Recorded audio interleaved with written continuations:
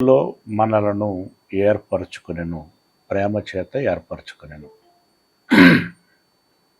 అయితే అలనాడు ఆయన అనుకున్నాడు కాబట్టి, అనుకున్నటువంటి ఆయన తన హృదయములో మనకు చోటును ఇచ్చాడు కాబట్టి, ఇచ్చినటువంటి ఆయన ఈ ప్రపంచాన్ని కలుగజేసి ఈ ప్రకృతిలో ఈ 21వ శతాబ్దములో మనము జన్మించాము. మనము జన్మించాము అని అనడం కంటే మనకు జన్మను ఇచ్చాడు. ఆయన జన్మను ఇచ్చాడు గనుక మనమున్నాం.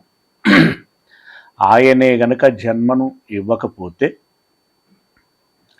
అసలు మనకు జన్మ లేదు, బ్రతుకు లేదు, పేరు లేదు, ఊరు లేదు, ఉనికి లేదు. అసలు మన గురించినటువంటి అడ్రస్సే లేదు. ఆయన అనుకున్నాడు, అనుకున్నటువంటి ఆయన మనకు జన్మనిచ్చాడు. ఇక్కడ ఒక మాట, ఒక ఆలోచన, ఒక ప్రశ్న మనకు రావచ్చు. ఎందుకు ఈ జన్మ ఇచ్చాడు? ఎందుకు ఈ బ్రతుకునిచ్చాడు?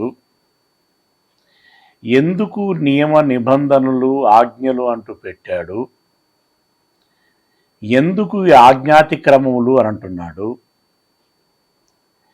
ఎందుకు ఆయన చిత్తము చొప్పున బ్రతుకుతే పర్వాలేదు, బ్రతకకపోతే నరకము అనేటువంటి శిక్ష విధిస్తున్నాడు? అసలు నన్ను ఎందుకు కన్నాడు అని సదరు వ్యక్తులకి ఈ ప్రశ్న రావటానికి అవకాశం ఉంటుంది. మేబీ మనకు కూడా ఏదో ఒక సమయాన ఈ ప్రశ్న వచ్చి ఉంటుంది. దీని యొక్క భావన, దీని యొక్క లోతు మనకు అర్థం కావాలి అనంటే, మన కడుపున పుట్టినటువంటి పిల్లలు మనల్ని అడిగారనుకోండి, నన్నెందుకు కన్నావు, నీవు ఎవడు కన్నమన్నాడు నిన్ను? వారికి సరిపడా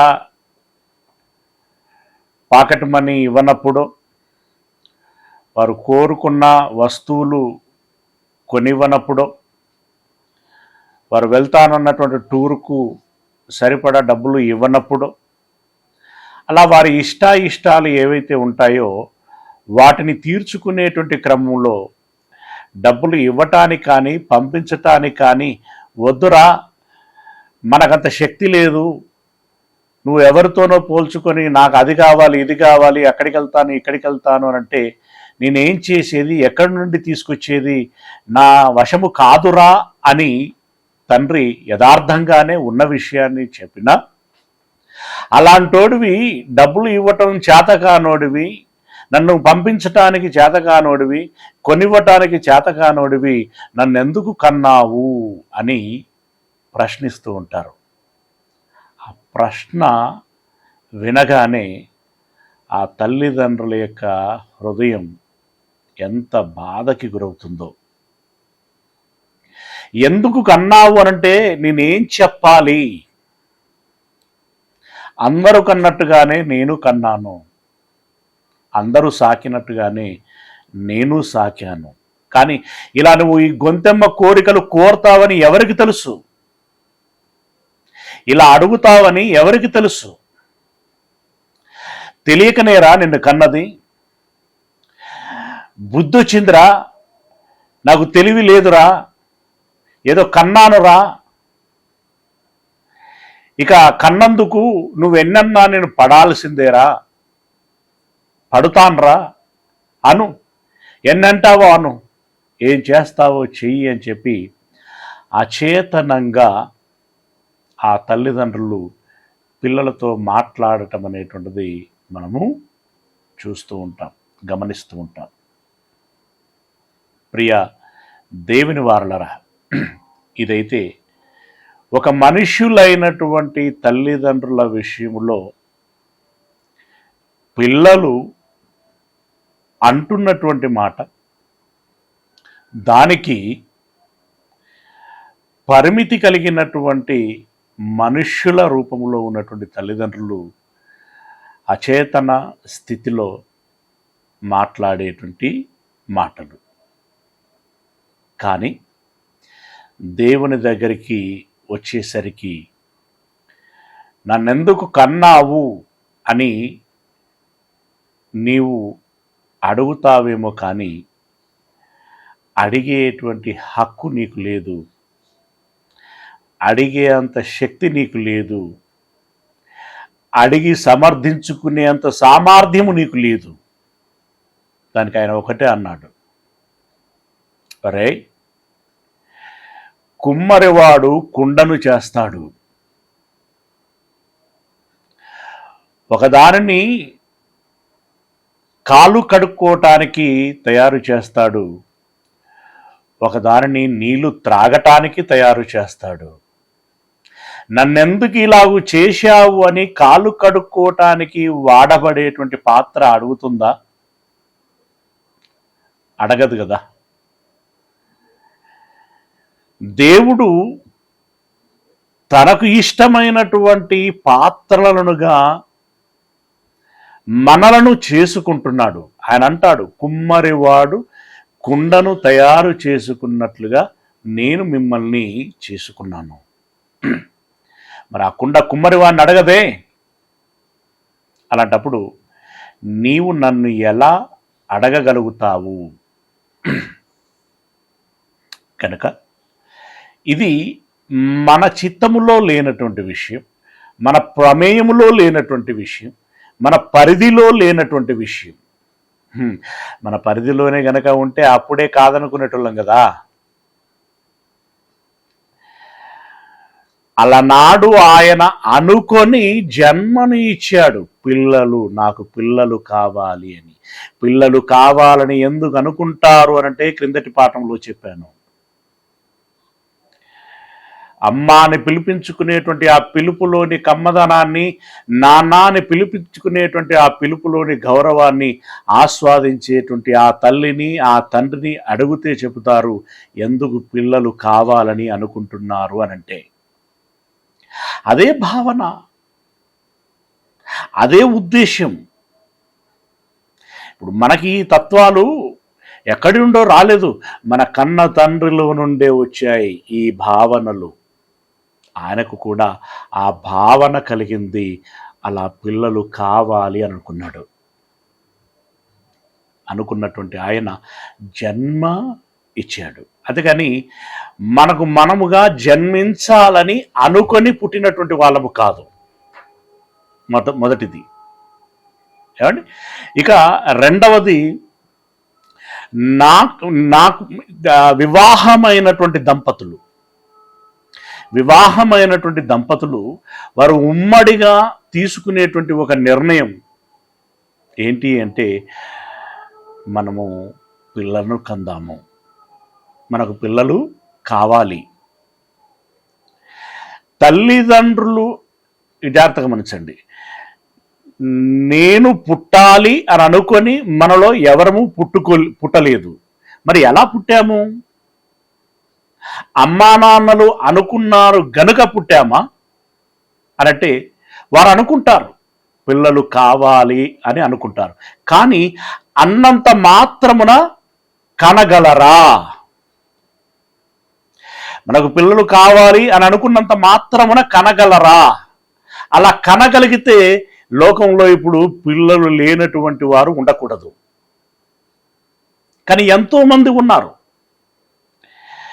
వివాహమై 3 సంవత్సరాలైనా, 5 సంవత్సరాలైనా, 10 సంవత్సరాలైనా, అసలు జీవితమే ముగిసిపోతున్నా కూడా పిల్లలు లేనటువంటి వారు ఎంతోమంది ఉన్నారు. పిల్లలు కావాలనేటువంటి మమకారము, ప్రీతి వాళ్ళకు అంతా ఇంత కాదు. చిన్నపిల్లలను చూడగానే వాళ్ళు చేసేటువంటి ముద్దు మురిపము చూస్తుంటే ఆశ్చర్యం వేస్తూ ఉంటుంది. ఇక తాళలేక అవసరమైతే దత్తతనైనా తీసుకుందాము అని చెప్పి ఎవరినో ఒకరిని వెతుక్కొని దత్తత తీసుకుంటారు. అవసరమైతే డబ్బులు ఇచ్చి తీసుకుంటారు. అంటే పిల్లలు కావాలనేటువంటి కోరిక అంత బలంగా ఉన్నప్పటికీ వారు పిల్లలను కనలేకపోయారు. అంటే దీన్ని బట్టి మనకు అర్థమవుతున్నటువంటి విషయం ఏంటంటే, పిల్లలు కావాలని అనుకున్నంత మాత్రమున పిల్లలను కనలేరు అని. కావాలని అనుకున్నంత మాత్రమున పిల్లలను కనలేరు. మరి ఎలా అనంటే ఆయన చెప్తున్నాడు, ఒకసారి గమనిద్దాం. కొరింథీలో రాసినటువంటి మొదటి పత్రిక 15వ అధ్యాయము. కొరింథీలో రాసినటువంటి మొదటి పత్రిక 15వ అధ్యాయము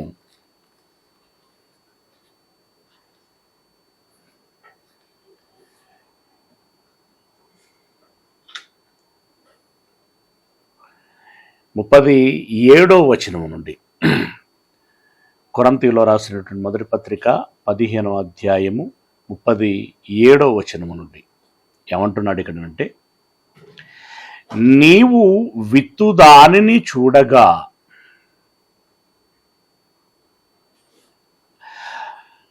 అది గోధుమ గింజ అయినను సరే, మరి ఏ గింజ అయినను సరే, వట్టి గింజనే విత్తుచున్నావు,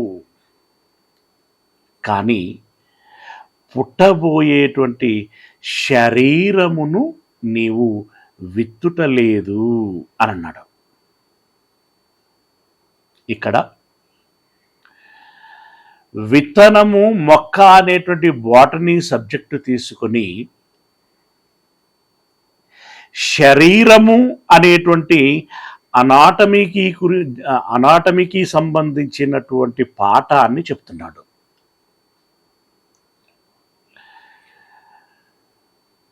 ఒక రైతు నేల యొద్దకు వెళ్ళి దున్ని విత్తనము వేస్తాడు. 3 రోజులకో వారం రోజులకో ఆ విత్తనాలను బట్టి వెళ్ళి చూస్తాడు మొలిచాయా లేదా అని. మొలుస్తే సంతోషిస్తాడు, మొలవకపోతే బాధపడతాడు. ఇక్కడ రైతు చేసినటువంటి పని ఏంటంటే విత్తనము వేయుట మట్టికే. మరి వేయబడినటువంటి విత్తనం మొలవాలని ఖరారేముంది? మొలవాలని రూల్ ఏముంది?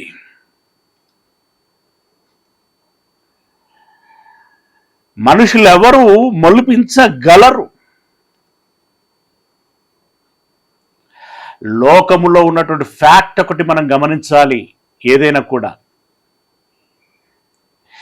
వైద్యులు, శాస్త్రవేత్తలు, ఇంకా రకరకాల రంగాలలో ఉన్నటువంటి వాళ్ళు ఎవ్వరు కూడా నథింగ్ ఎవరి ముందు? దేవుడి ముందు. ఉదాహరణకండి, మీకు సింపుల్గా అర్థం కావటానికి, ఈ చర్మమును కోసి లోపల ఆర్గాన్ కూడా అంతే, ఏదైనా కోసి కుట్లేస్తారు.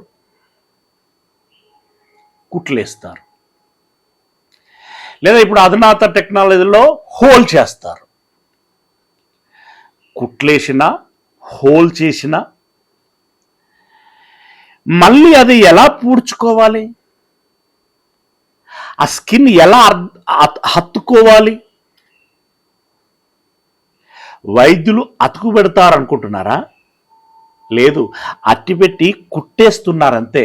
కానీ కుట్టబడినటువంటి ఆ చర్మము లేదా ఆ అవయవాలకు సంబంధించినటువంటి ఆ కండరము, అందులో కండరం ఉండొచ్చు, కార్టిలేజ్ ఉండొచ్చు, వగేరా ఏమైనా ఉండొచ్చు, అవి ఎలా హత్తుకుంటున్నాయి, ఒకదానితో ఒకటి మరల ఎలా కలిసిపోతున్నది, ఆ కణజాలము ఎలా మెర్జ్ అవుతున్నది. వీరు కుట్టటం వరకే వీళ్ళ పని. కానీ అది అత్తుకోవాలి అనంటే దేవుడే దానిని అతికించాలి. అలాగే ఒక విత్తనము మొక్కగా మొలుస్తున్నది అనంటే ఇందులో ఏ శాస్త్రవేత్త ప్రమేయము ఏమీ లేదు. ముందుగా మనం గమనించాల్సినటువంటి విషయం ఏంటంటే ఆ విత్తనము మొలవగలిగేటువంటి లక్షణాన్ని దేవుడు ముందే దానికి ఉంచుతున్నాడు కాబట్టి అది మట్టిలో వేసిన, తడిగుడ్డలో తడిపి మూట కట్టి ఉంచిన అవి మొలకెత్తుతున్నాయి.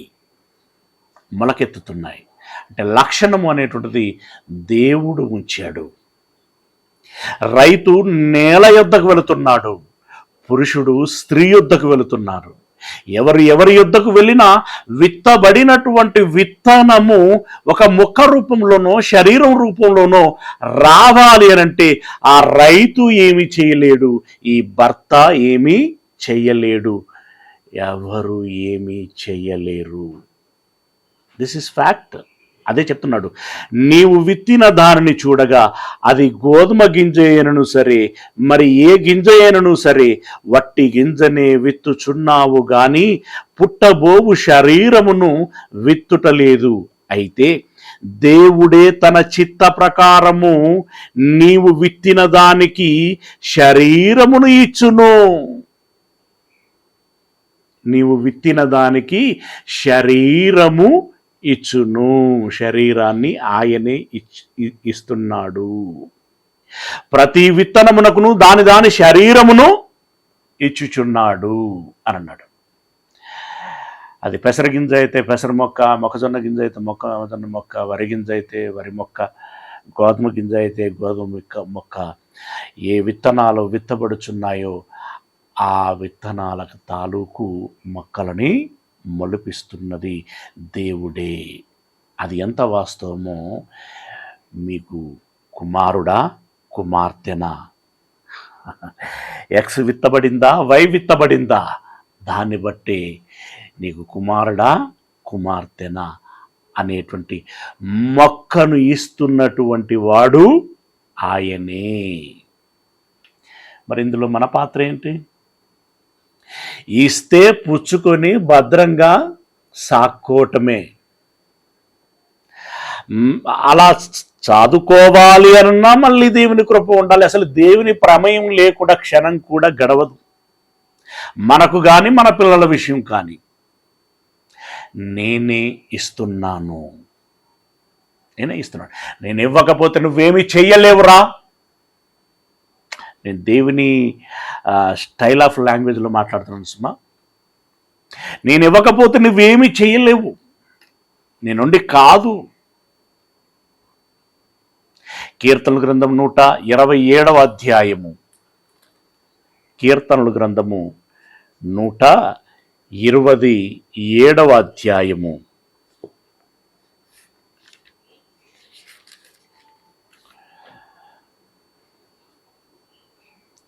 ప్రారంభ వచనం. కీర్తనల గ్రంథము 127వ అధ్యాయము మొదటి వచనం.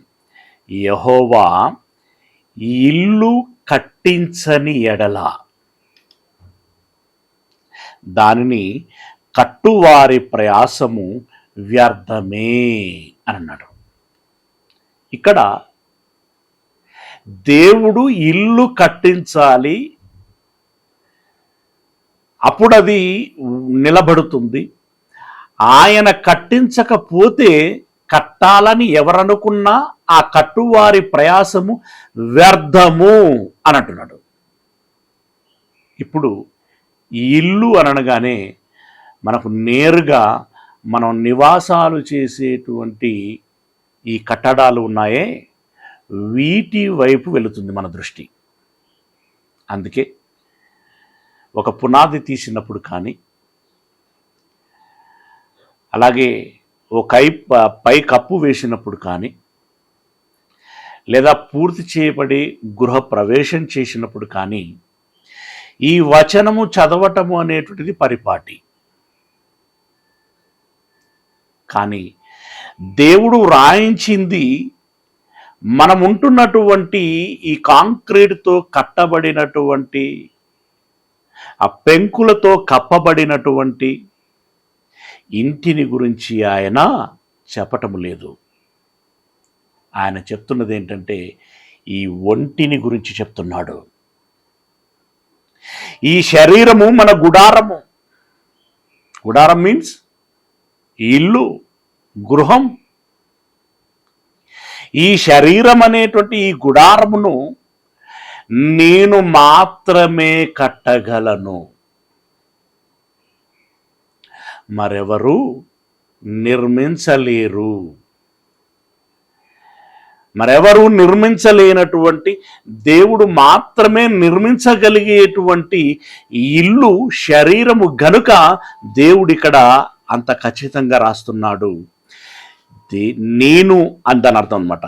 యెహోవా ఇల్లు కట్టించని ఎడల దానిని కట్టువారి ప్రయాసము వ్యర్థమే.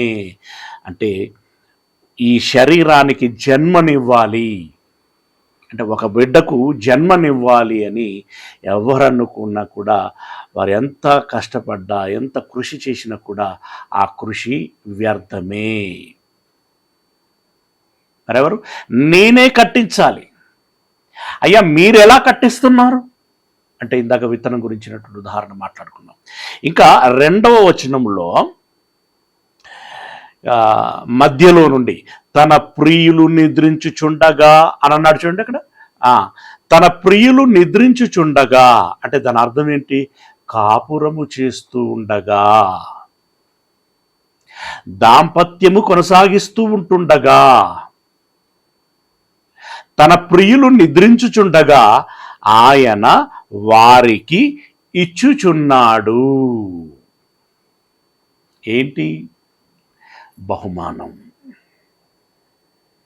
కుమారుడో కుమార్తె ఒక బహుమానంగా ఇవ్వబడుచున్నారు.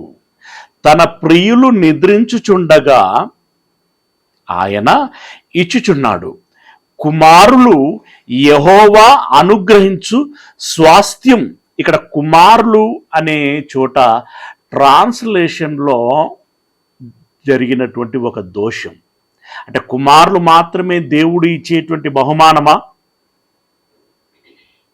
కుమార్తెలు కాదా అనంటే అప్పుడు సమాధానం ఉండదు. కానీ దేవుడు ఆ ఉద్దేశంతో రాయలేదు. కుమారులు అనేటువంటి ఒక ఏకాభిప్రాయంతో రాయలేదు. ఇంగ్లీష్ బైబిల్లోకి వెళ్తే అక్కడ ఏమని ఉంటుంది అంటే చిల్డ్రన్.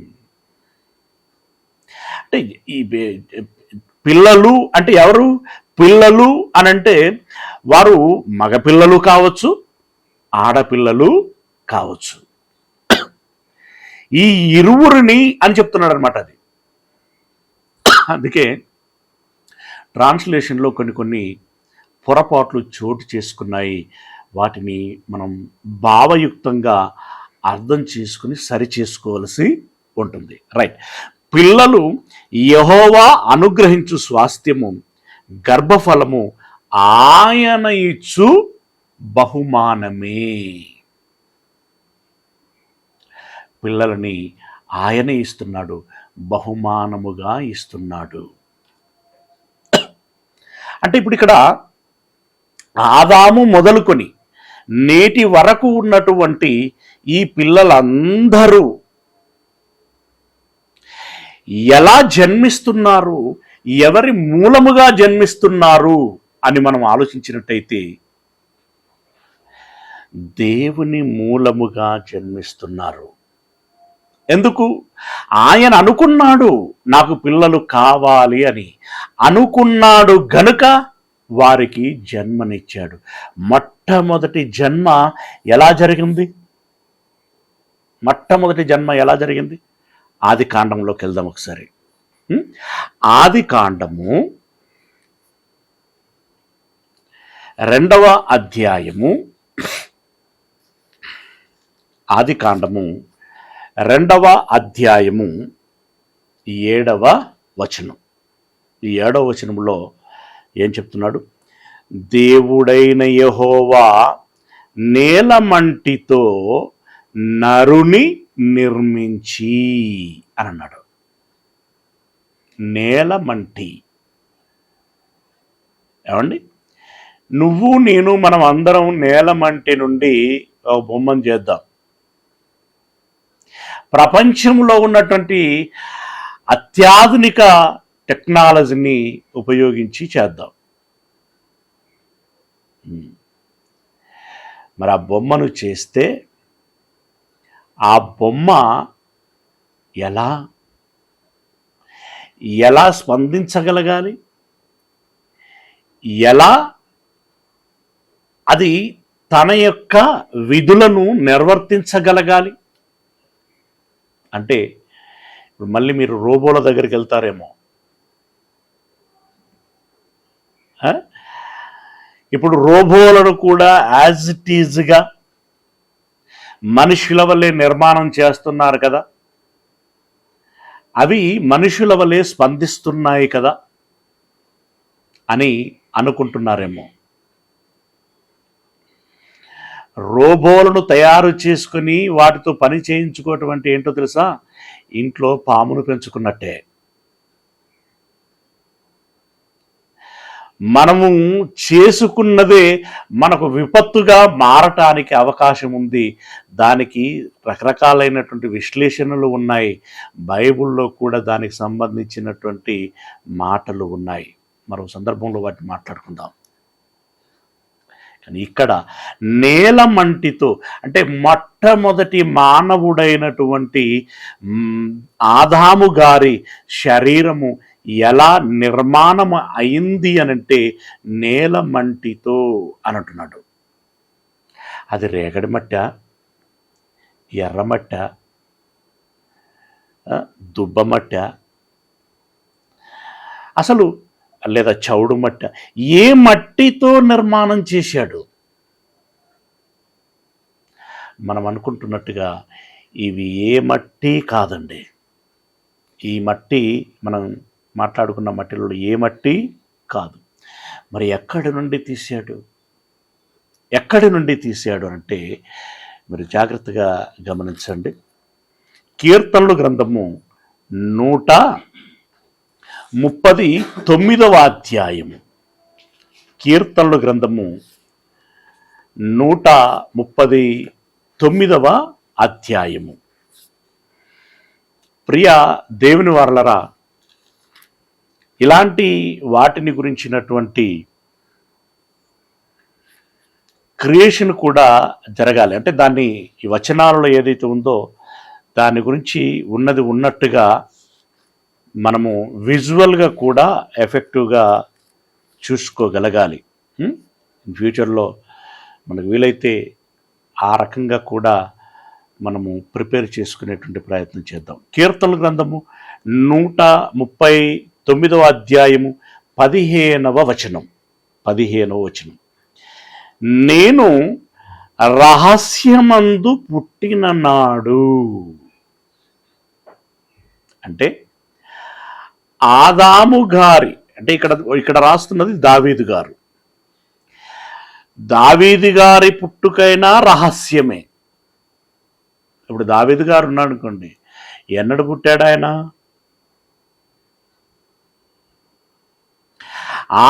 వాళ్ళ అమ్మ గర్భములో నుండి ఈ బాహ్య ప్రపంచములోనికి ఎన్నడు వచ్చాడు అనేటువంటి విషయం వాళ్ళ అమ్మకు తెలిసి ఉండొచ్చు, వాళ్ళ నాన్నకు తెలిసి ఉండొచ్చు, వాళ్ళు చెప్తే దావీదు గారికి తెలిసి ఉండొచ్చు.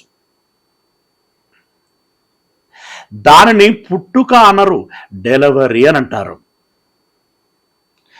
పుట్టుకకి డెలివరీకి చాలా తేడా ఉంది. అమ్మ గర్భములో నుండి బాహ్య ప్రపంచములోనికి వచ్చినటువంటి దినము దయచేసి గమనించండి, ఇది బర్త్డే కాదు. అయితే మనిషి ఏదో ఒక రకంగా ఆనందాన్ని వెతుక్కుంటాడు కాబట్టి ఈ డెలివరీ డేని బర్త్డేగా భావించి పండగ చేసుకుంటూ ఉంటారు, కేకులు కట్ చేసుకొని. సరే, చేసుకోవటం సంగతి అలా ఉంచితే వాస్తవానికి అది డెలివరీ. మరి బర్త్డే ఎప్పుడు? ఎన్నడు పుట్టాడు? అనేక రాత్రులు కలిసి కాపురం చేస్తున్నటువంటి దంపతులకి ఏదో ఒక రాత్రి, ఏదో ఒక క్షణాన తండ్రి గర్భములో నుండి ఒక కణము రూపంలో, దాని శుక్ర కణము అని అంటాం, ఒక కణము రూపంలో స్త్రీ గర్భములోనికి వస్తున్నాడు లేదా వస్తున్నది. ఆ తండ్రి గర్భములో నుండి తల్లి గర్భములోనికి ఏ క్షణములోనైతే ఆ కణము వచ్చిందో, ఆ కణము ఎవరు కాదు, నువ్వు నేను, మనమందరం మనుష్యులు. కణము రూపములో తల్లి గర్భములోనికి వచ్చాం. ఆ తల్లి గర్భములోనికి వచ్చినటువంటి క్షణం, దినం ఏదైతే ఉందో అది మన బర్త్డే టైం, అది మన బర్త్డే డే. బర్త్డే. ఇప్పుడు చెప్పండి, ఆ క్షణం ఏ క్షణమై ఉంటుంది? ఎన్నో రాత్రులు కాపురం చేశారు, కానీ ఏ క్షణము అక్యురేట్గా ఏ సైంటిస్ట్ చెప్తాడో చెప్పమనండి, అక్యురేట్గా ఏ డాక్టర్ చెప్తాడో చెప్పమనండి, తెలియదు. అందుకే దావీదు గారు రహస్యం అనన్నాడు. అది మన పుట్టుక ఎప్పుడు జరిగింది అనేటువంటిది అమ్మకు తెలియదు, నాన్నకు తెలియదు, మనకు అంతకంటే తెలియదు. అందుకే అది రహస్యము అని అన్నాడు. రహస్యాన్ని రహస్యంగానే ఉంచాలి, దానికి మనం విశ్లేషణలు చేసేటువంటి ప్రయత్నం చేయకూడదు. విశ్లేషణలు చేస్తే ఎలా ఉంటుందో తెలుసా? తెలియని విషయాన్ని గురించి మాట్లాడుతున్నటువంటి ఒక జోకర్లా ఉంటుంది, జోకర్లా ఉంటుంది. కనుక పుట్టుక రహస్యము అని అన్నాడు. అలాంటప్పుడు ఆ పుట్టుక రహస్యము అన్నప్పుడు ఇప్పుడు మనం తేదీలు వేస్తున్నామే, ఈ తేదీలు వేటి ప్రాతిపాదికన వేస్తున్నాం? ఏమండి, మనం పుట్టిన తర్వాత నెల గడిచిన తర్వాత 2వ నెలకి సిమ్టమ్స్ కనిపిస్తే, కొంతమందికి ఇంకా లేట్గా 3rd మంత్కి సిమ్టమ్స్ కనిపిస్తే, అప్పుడు నేను తల్లయ్యాను, నేనిప్పుడు తండ్రవుచున్నాను అని చెప్పి వారు ఆనందిస్తారు. అంటే అన్ని రోజులు గడిచిపోతాయి, అన్ని రోజులు గడిచిపోతాయి. ప్రియులరా, రహస్యముగా జన్మను ఇస్తున్నాడు. ఈ జన్మ ఈ దేని జన్మ? ఈ జన్మ దేని జన్మ అనంటే, ఇప్పుడు దావీదు గారి విషయంలో ఆలోచిస్తే, దావీదు గారి తండ్రి దావీదు గారి తండ్రి పేరు ఏం పేరు? యెషయా, రైట్? యెషయా గారి గర్భములో నుండి యెషయా అనేటువంటి ఆత్మ ఏదైతే ఉందో, ఆ ఆత్మ విడిపడి యెషయా గారిలో నుండే శరీర తాలూకు కణజాలము విడిపడి ఇదిగో అతని భార్యలోనికి వచ్చింది.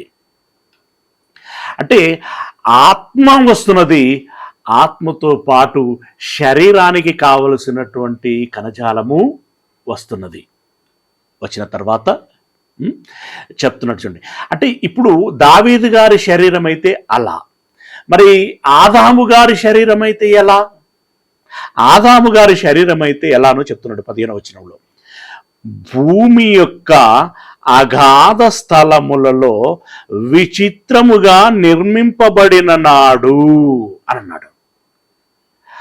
ఆదాము గారి శరీరము భూమి యొక్క అగాధ స్థలములలో నిర్మించబడిందా అనంటే అవునని చెప్తున్నాడు. అగాధ స్థలములో నిర్మించబడింది, అది మట్టే. భూమికి పైన ఉన్నది మట్టే, భూమి అంతర్భాగములో ఉన్నది మట్టే. ఈ అంతర్భాగము ఎలా ఉంటుంది అనంటే 1000 డిగ్రీల సెంటీగ్రేడ్ల ఉష్ణోగ్రతతో అది సలసల మసులుతూ ఉంటుంది. అంటే ఒక లావాగా ఉంటుంది. లావా, ఆ లావే ఒక్కొక్కసారి దాని యొక్క తీవ్రత ఎక్కువైపోయినప్పుడు పలచగా ఉన్నటువంటి భూ పొరలను చీల్చుకొని బయటకు వస్తుంది. అవే వాటిని మనం అగ్నిపర్వతాలు అని అంటూ ఉంటాం. అక్కడ నుండి బయటకు వస్తున్నట్టు దాని అర్థం ఏంటంటే అక్కడ దాన్ని చీల్చుకొని బయటకు వస్తున్నది. ఎందుకు అంత అంటే టెంపరేచర్ ఎక్కువైపోయింది. ఎక్కువైపోయిన ప్రతిసారి అలా దాన్ని చీల్చుకొని బయటకు వస్తూ ఉంటుంది. మన ప్రెషర్ కుక్కర్ మాదిరిగా అక్కడ అంత వేడి ఉంటుంది. అంత వేడి ఉన్నటువంటి ఆ చోట ఉన్నటువంటి మట్టి ఏమవుతుందో తెలుసా? మసిలి మసిలి మసిలి మసిలి ఇప్పుడు మనం లావా అని అంటున్నాం, కానీ ఒక ద్రవ పదార్థం మాదిరిగా మారిపోతుంది. ఆ ద్రవ పదార్థమును ఆయన తీసుకొని ఏం చేస్తున్నాడు అంటే, ఈ పేజీని మీరు ఇలాగే ఉంచి మీరు యోబు గ్రంథానికి రండి, బాగుంటుంది. యోబు గ్రంథము 28వ అధ్యాయము, యోబు గ్రంథం 28వ అధ్యాయము 5వ వచనం. యోబు గ్రంథం 28వ అధ్యాయము 5వ వచనం. భూమి నుండి ఆహారము పుట్టును. అంటే పైన చూస్తే పచ్చదనం, చల్లదనం, ఆహ్లాదం, ఆనందం ఎంత బాగుంటుందో సోయలులకే ఈ ప్రకృతి. చూడముచ్చటగా ఉంటుంది.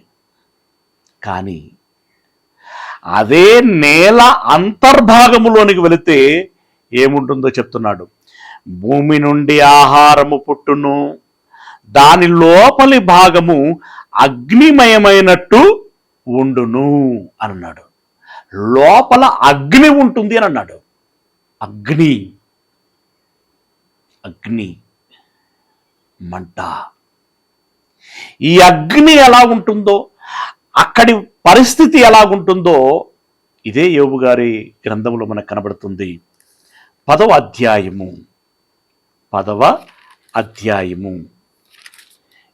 7వ వచనములో నుండి, యోబు గ్రంథం 10వ అధ్యాయము 7వ వచనములో నుండి 8 నుండి చూద్దాం. నీ హస్తములు నాకు అవయవ నిర్మాణము చేసి నన్ను రూపించి యున్నను అని అన్నాడు. దేవుని హస్తములు ఆదాము గారి శరీరమునకు నిర్మాణము చేశాయి. ఆదాము గారే కాదు, ఆ తర్వాత వచ్చినటువంటి కయీనే కావచ్చు, హేబేలే కావచ్చు, షేతే కావచ్చు, ఇప్పటికీ మన దేహమే కావచ్చు, దేవుని హస్తములతోటే రూపించబడుచున్నాయి. ఒక చిత్రకారుడు, ఒక కళాకారుడు ఒక కళాఖండమును తయారు చేసినట్లుగా ఒక రాయిని సుత్తి ఉలిపెట్టి చెక్కి ఒక అందమైన ఆకృతిని తయారు చేసినట్లుగా దేవుడు తన హస్తములను వాడి ఒక ఆకృతిని కలుగచేస్తున్నాడు. ఈ తల, కళ్ళు, చెవులు, ముక్కు, నోరు, చేతులు, కాళ్ళు పై రూపం మాత్రమే కాసుమా, అంతరములో ఉండేటువంటి ఒక గుండె నిర్మాణం ఎలా ఉండాలి, ఒక ఊపిరితిత్తుల నిర్మాణం ఎలా ఉండాలి, సెన్సిటివ్ పార్ట్స్ సుమా, గుండె కొట్టుకుంటుంది, ఊపిరితిత్తులు ఉచ్ఛ్వాస నిశ్వాసలకి దోహదం చేస్తున్నాయి. ఒక కిడ్నీ తన ఫంక్షన్ చేస్తుంది. ఇవన్నీ ఇలా కదులుతూ వాటి పనులను చేయాలంటే అవి ఎంత జాగ్రత్తగా, ఎంత శాస్త్రీయంగా, ఎంత మెకానిజం తోటి దానిని తయారు చేయాలో ఒకసారి ఆలోచించండి. దానికంత నాణ్యత, నైపుణ్యము రావాలి అనంటే దానికి వాడాల్సినటువంటి మెటీరియల్ కూడా అంత క్వాలిటీగా ఉండాలి. ఆ క్వాలిటీ కలిగినటువంటి మెటీరియల్ని దేవుడు ఎక్కడి నుండి తీసుకున్నాడు అనంటే భూమి అంతర్భాగములో నుండి తీసుకున్నాడు. అదే ఇందాక మనం కీర్తన గ్రంథం చదువుకున్నాం కదా 139లో, భూమి గర్భములో రహస్యముగా నేను పుట్టిన నాడు, అగాధ స్థలము అని అన్నాడు దాన్ని. అగాధ స్థలములో నేను రహస్యముగా పుట్టిన నాడు అంటే ఆ తయారు చేయబడిన నాడు, తయారు చేయబడి అందులోనికి ఆత్మయున్నటువంటి నన్ను పంపించిన నాడు అని అన్నాడు. అంతర్భాగము మరి ఎలా ఉంటుంది అంటే అగ్నిమయమై ఉంటుంది అనేటువంటి విషయాన్ని 8వ అధ్యాయంలో చదువుకున్నాం మనం. అవునా? ఇప్పుడు ఆ విషయాన్ని ముందుకు కొనసాగిస్తున్నాడు. నీ హస్తములు నాకు అవయవ నిర్మాణము చేసి నన్ను రూపించి ఉన్నవి. 9వ వచనం, జిగట మన్నుగా ఉన్న నన్ను నీవు నిర్మించితివి. నాకు వాడిన మెటీరియల్ అది జిగటగా ఉండేది. జిగటగా ఏమున్నదయ్యా అంటే మన్ను ఉన్నది. ఇప్పుడు లావాను తీసి ఇలా పోస్తూ ఉండండి, ఎలా ఉంటుంది అది? జిగట.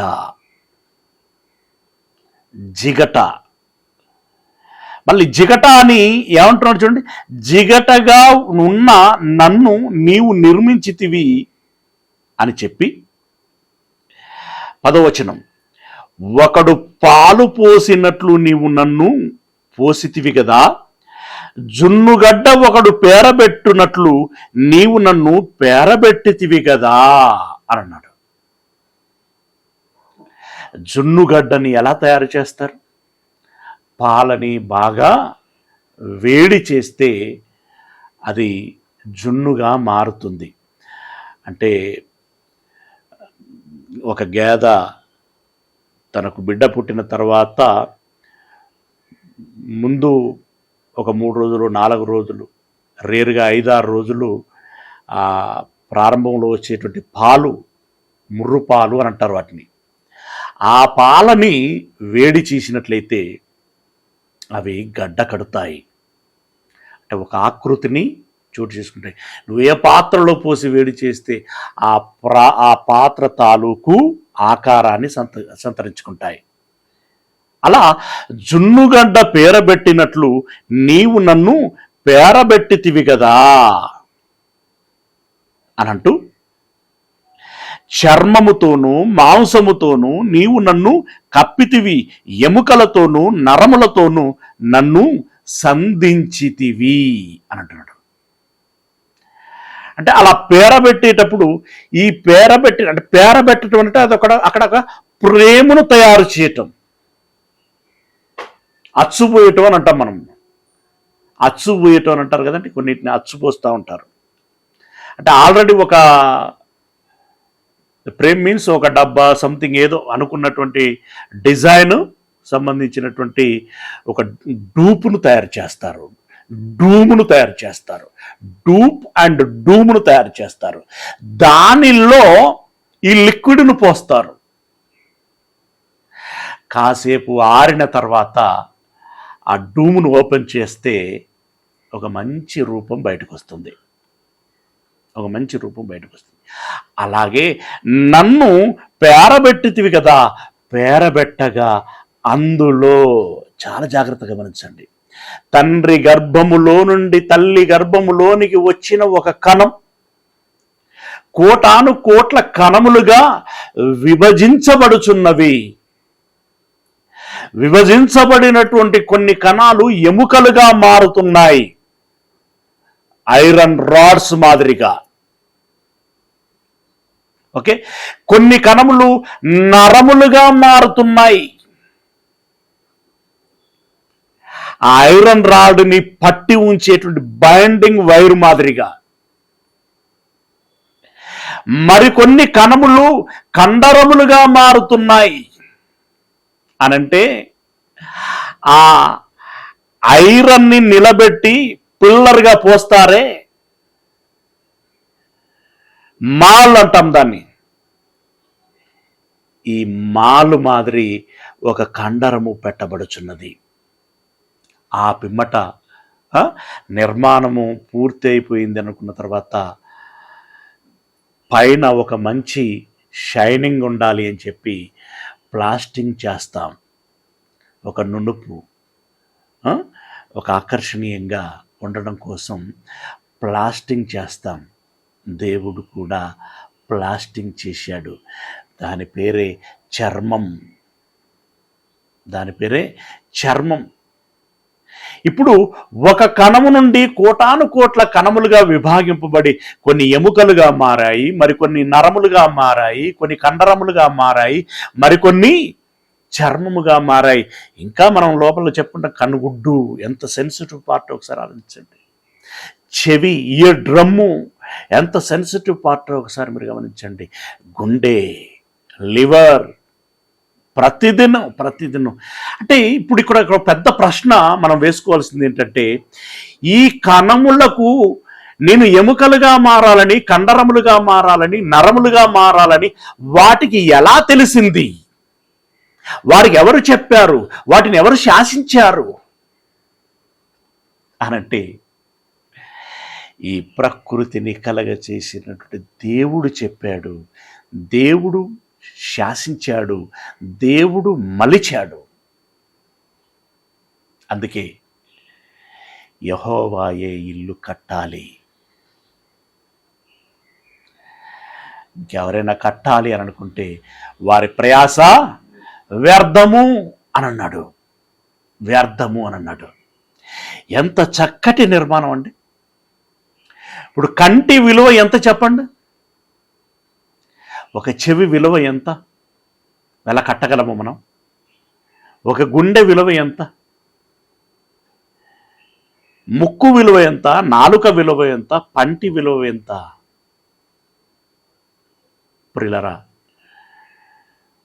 మీకు తెలుసో, ఇదివరకు చెప్పి ఉంటాను, కొన్ని హోటల్స్లో చెఫ్లు వండిన తర్వాత అది ఎలా ఉంది అని తెలియాలి అంటే హయ్యర్ అఫీషియల్ వివిఐపీలు వస్తూ ఉంటారా ఇంటర్నేషనల్గా, వాళ్ళు ఎక్కడైతే విడిది చేస్తారో అక్కడ వాళ్ళకు సర్వ్ చేయటానికి high quality, high tasted food వాళ్ళకి ఇవ్వాలి అని చెప్పి ఆ మేనేజ్మెంట్ వాళ్ళు తయారు చేయిస్తారు. మరి ఎందుకంటే లక్షల ఫీజులు వేస్తారు కదా. మన మోడీ గారు ఒక దగ్గర విడిది చేశారంటే ఆ ఒక్క రోజుకి బిల్లు ఎంత అవుతుందో తెలుసా? ఎంత అవుతుందో తెలుసా? 5 కోట్లు, 10 కోట్లు, ఆ ప్రాంతాన్ని బట్టి అంత కోట్ల బిల్లు ఎందుకు అవుతుంది? అంత క్వాలిటీ ఇవ్వాలి అని చెప్పి.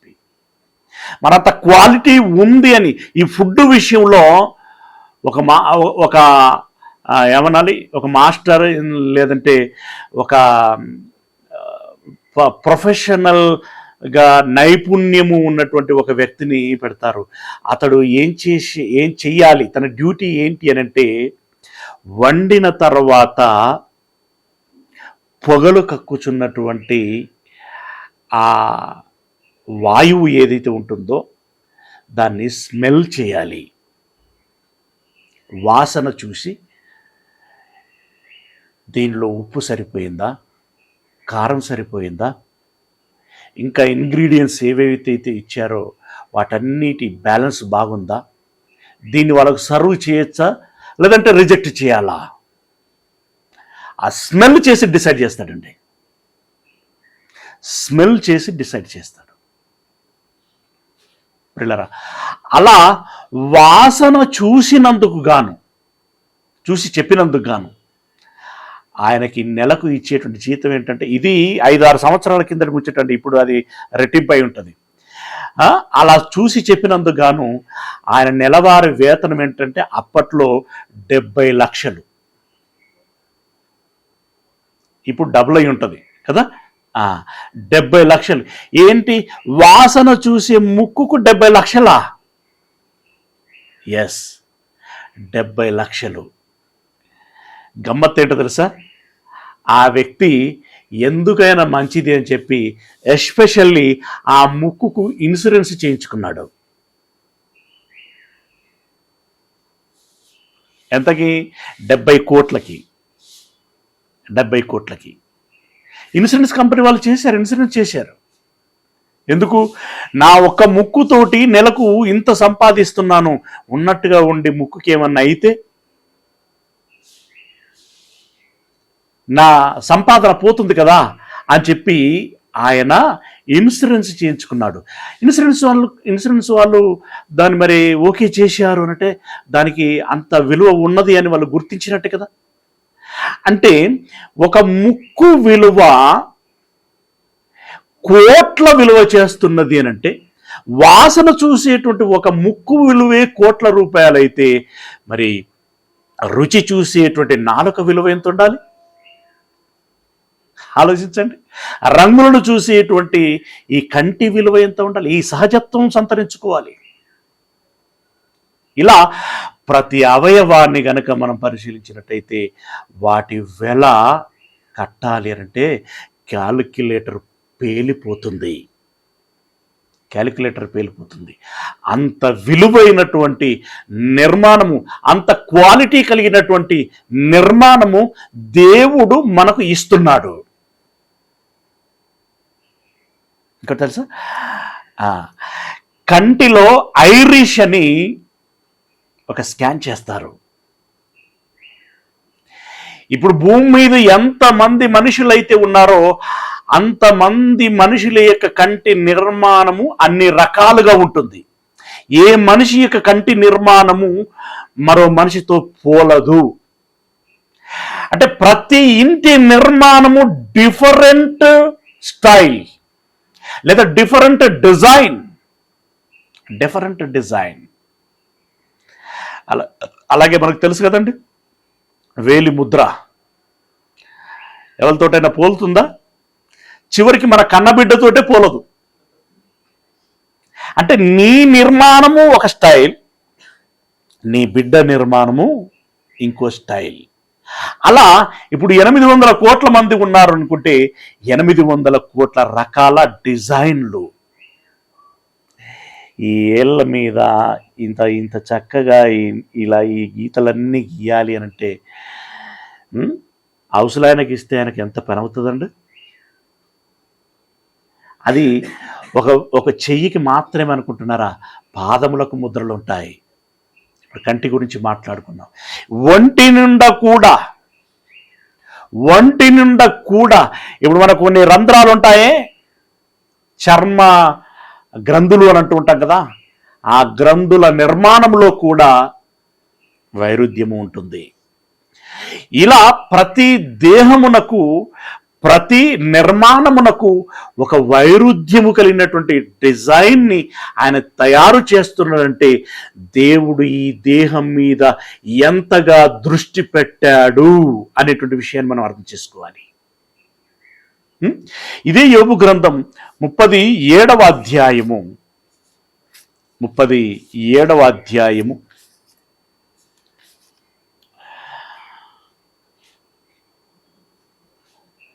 వచనం. యోబు గ్రంథం 37వ అధ్యాయము 7వ వచనం ఏమంటున్నాడు? మనుషులందరూ ఆయన సృష్టి కార్యమును తెలుసుకొనున్నట్లు.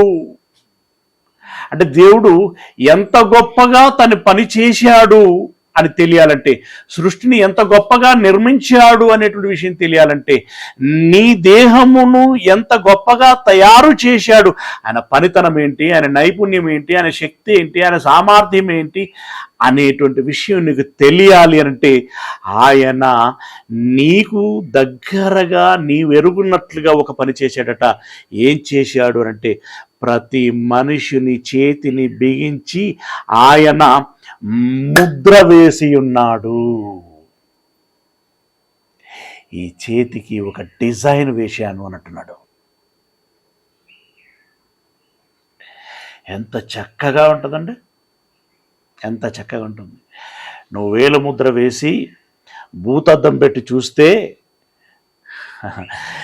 పద్మవ్యూహాలు అని కొన్ని గీతలు గీస్తూ ఉంటారు చూడండి, ఆ వ్యూహాల మాత్రం లైన్లు కనపడుతూ ఉంటాయి. ఈ లైన్ ఎటు పోతుందో అది చూస్తూ ఉంటే కనువిందుగా ఉంటుంది. ఇప్పుడు నా లేను, నా బిడ్డ లేను ఒకసారి టాలీ చేద్దామని చూస్తే ఇక వింత వింత ఆకారాలు, వింత వింత దృశ్యాలు.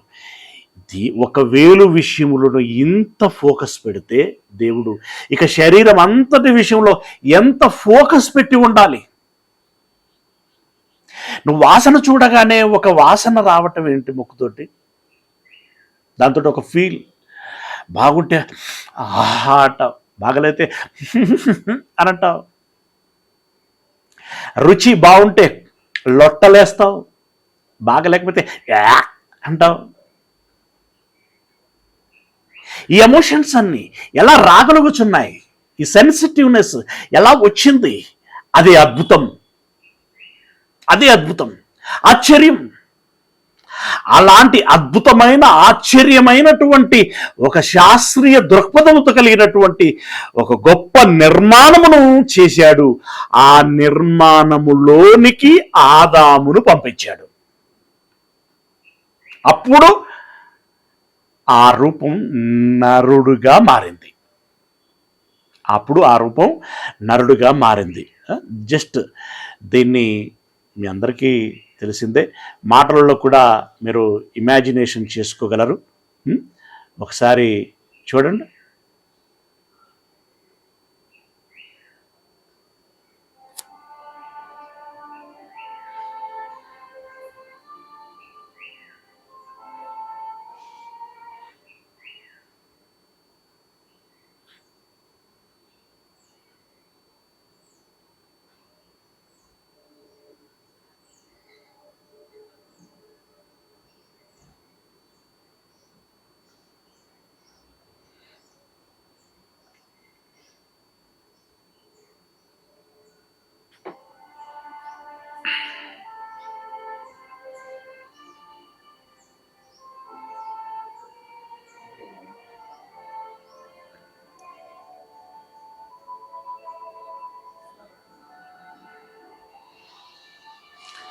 ఆయన చేతి పనిని చూడండి.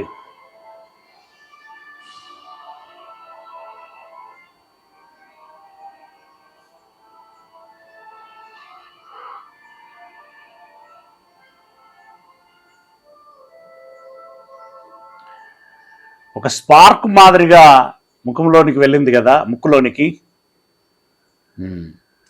ఆ స్పార్క్ ఏదో కాదు,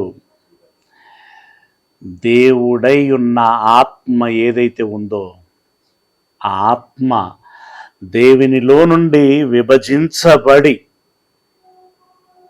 ఒక భాగం ఆ నిర్మాణము చేయబడినటువంటి ఆకారములోనికి వెళ్ళింది. ఆత్మ ఎప్పుడైతే వెళ్ళిందో ఆ బొమ్మకి జీవం వచ్చింది. అప్పుడు అది లేచి నిలబడింది, చూచింది, వినింది, మాట్లాడింది, కదిలింది. అందుకే ఆత్మయే జీవింప చేయుచున్నది, శరీరము కేవలము నిష్ప్రయోజనము అని చదువుకున్నాం. అంటే అంత అందమైన ఆకృతి తయారు చేయబడిన ఆ అందమైన ఆకృతికి జీవం రావాలంటే, ఆ అందమైన ఆకృతి స్పందించాలి అంటే అందులోనికి ఆత్మ వెళ్ళాలి.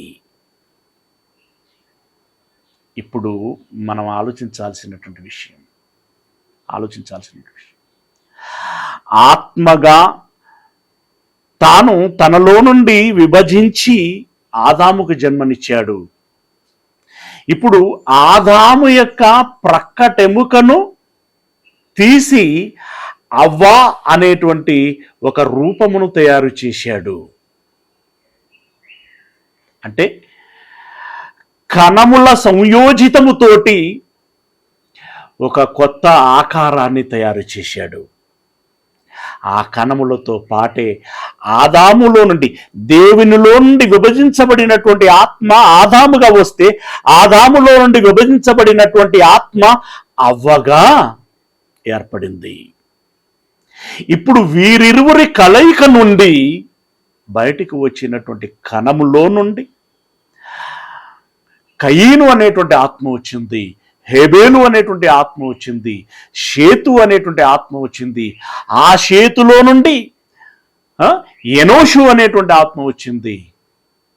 ఎనోషులో నుండి కెనాను అనేటువంటి ఆత్మ వచ్చింది. అలా అలా అలా అలా చివరికి ఇక్కడికి వచ్చేసరికి నేను, నువ్వు, మనమందరము ఏర్పడ్డాం. ఎంత పెద్ద ప్రణాళిక చూడండి, ఎంత పెద్ద గొలుసు కట్టు చూడండి, ఎంత పెద్ద గొలుసు కట్టు. అక్కడి నుండి ఇక్కడి వరకు ఆత్మ విభజితమవుతూ తన సంతానము వృద్ధి పొందుచున్నది. అయితే దేవుడు ఒక ఆదాముకి జన్మనిచ్చిన తర్వాత ఆదాము అవ్వలను ఆశీర్వదించి, మీరు ఫలించండి, వృద్ధి నొందండి, అభివృద్ధి నొందండి, విస్తరించండి, భూమిని నిండించండి అని ఆశీర్వదించాడు. ఈ ఆశీర్వాదము ఫలితమే సంతానము. ఈ ఆశీర్వాదం ఫలితమే సంతానము. ఇంతకీ ఆదాముకైనా అవ్వకైనా ఆ తదుపరి ఉన్నటువంటి జనాంగమునకైనా మనకైనా ఎందుకు ఈ జన్మ, ఎందుకు ఈ శరీరము అమర్చబడింది, దాని యొక్క ఆంతర్యమును మనం అర్థం చేసుకోవటానికి రేపటికి సిద్ధపడదాం. ఓకేనా? మీరందరూ కళ్ళు మూసుకుంటే ప్రార్థన చేసుకుందాం. సర్వోన్నతుడైనటువంటి మా దేవుడా, మీ పాదములకు వందనాలు చెల్లిస్తున్నాం. మా పరమ తండ్రి, మీ మాటలు ధ్యానిస్తున్నాం. విన్న ఏ మాట కూడా నిష్ప్రయోజనం కాకుండా మాలో నాటబడి ఫలించగలుగులాగున్న సహాయం దయచేయమని వేడుకుంటున్నాం. ఇదిగో మమ్మల్ందరినీ మీ చేతులకు అప్పగించుకుంటున్నాం. మా కుటుంబంలో కావలసిన సమృద్ధిని దయచేయండి. ఆ కుటుంబానికి కావలసినటువంటి మేలులని అనుగ్రహించమని వేడుకుంటున్నాం. తండ్రి, ఈ దినపు పనులలో మీరు తోడై ఉండండి. మీ ప్రియకుమారుడు ప్రభువునైనటువంటి క్రీస్తు యేసుల వారి మహిమగల పరిశుద్ధ నామమున ప్రార్థించి విన్నపించుకుంటున్నాము పరమ తండ్రి. ఆమేన్. మన దేవుని ప్రేమ, యేసయ్య కృప, పరిశుద్ధాత్మ యొక్క సహాయము, సహవాసము ఈ మాటలు విన్నటువంటి మనందరికీ, విన్న మాటల సారాంశమును మదిలో పెట్టుకొని ఆ తదుపరి నా జీవితం ఏంటి అని దృష్టిలో పెట్టుకొని ఆ ప్రకారంగా ముందుకు సాగటానికి ప్రయత్నం చేసేటువంటి ప్రతి బిడ్డకి తన ప్రయత్నం అంతటిలో ఎల్లకాలము తోడై యుండును కాక. ఆమేన్. అందరికీ వందనాలండి. మనం ధ్యానించుకున్న